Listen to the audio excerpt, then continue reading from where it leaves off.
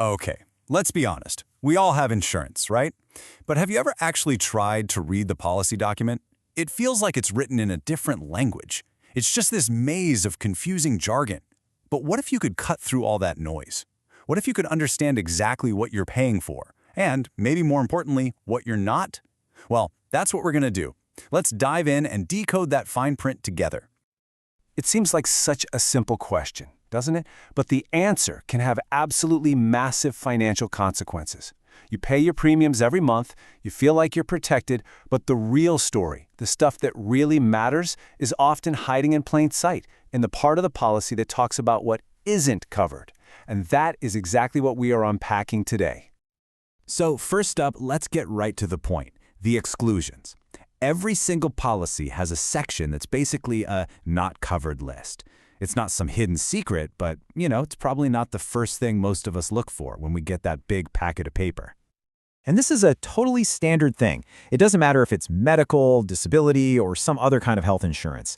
This list is how insurers draw a line in the sand. It's them saying, look, these are the situations where we just can't take on the financial risk. And it is absolutely crucial for you to know exactly where that line is.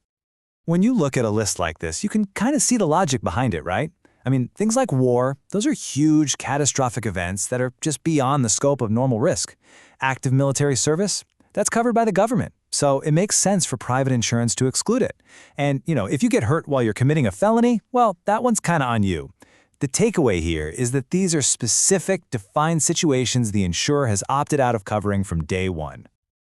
Okay, so beyond that list of things that are never covered, there are also rules about when your coverage actually kicks in. And that brings us to something called the probationary period. Seriously, just think of it as a little waiting game that starts the very day your policy goes live. So here's the deal with this. It's a one-time thing. Usually it's about 30 days, right at the beginning of the policy. And here's the key. It only applies to sickness. So why do they do this? Well, it's to protect themselves from something called adverse selection. It's a fancy term, but it basically means they want to avoid a situation where somebody signs up for insurance because they feel a nasty cold coming on and they're planning to file a claim the very next day. And this right here, this slide just lays it out perfectly. It shows you that critical difference. If you have an accident, even the day after your policy starts, boom, you're covered. But if you get sick during that initial 30-day window, you've got to wait until that period is over before your coverage for that sickness kicks in. It's a really, really important distinction to have in your head. All right, let's get into what is probably one of the most important and, honestly, most misunderstood topics in all of insurance: pre-existing conditions. This is all about how insurance companies look at your health history when you're applying for a policy. So what exactly is a pre-existing condition? It's pretty simple, actually. It's any health issue, any illness, any condition that you had before your new insurance coverage started. The definition itself is straightforward, but how the insurance companies react to it, well, that's where things get interesting. So picture this. You're filling out the application. You're being honest, and you disclose a health issue you've dealt with in the past. What happens now? What are the possible paths this can take? Well, the insurer has a few standard moves they can make. As you can see, there's a whole range of outcomes here. They might just say no and deny your application completely, or they could offer you the policy but at a higher price. Another common one is that they'll cover you for everything except that one specific condition.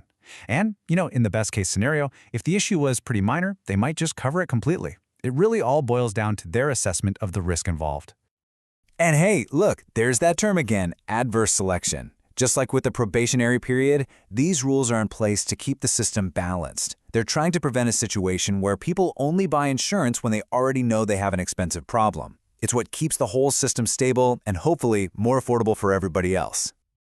So what happens when an insurer is willing to cover you, but they're just not comfortable with that specific pre-existing condition? That's where something called an impairment rider comes into play. You can think of it as a compromise, kind of like a yes but solution from the insurance company. Okay, so what this thing is, it's a formal change, an amendment to your policy contract. It literally names the specific condition that will not be covered.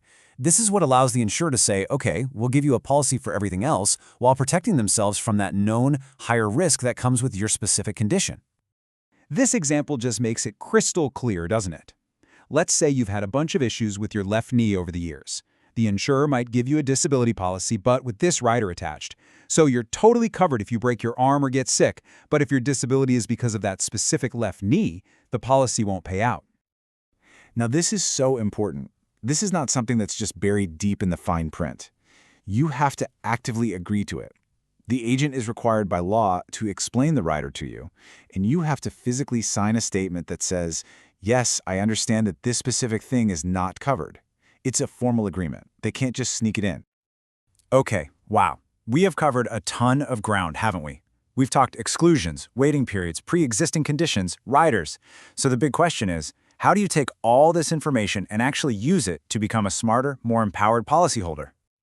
Here's your game plan. Next time you get a policy, don't just shove it in a drawer. Open it up. Go straight to that exclusions section and see what's on the no list. Then look for a probationary period so you know exactly when your sickness coverage starts. And if you have a pre-existing condition, you have to understand how they're handling it, especially if they're asking you to sign an impairment rider. You know, knowing this stuff doesn't just give you peace of mind, it actually gives you power. It means there won't be any awful surprises right when you need your coverage the most. So the question I want to leave you with is this. What's hiding in your policy's fine print? And isn't it time you found out?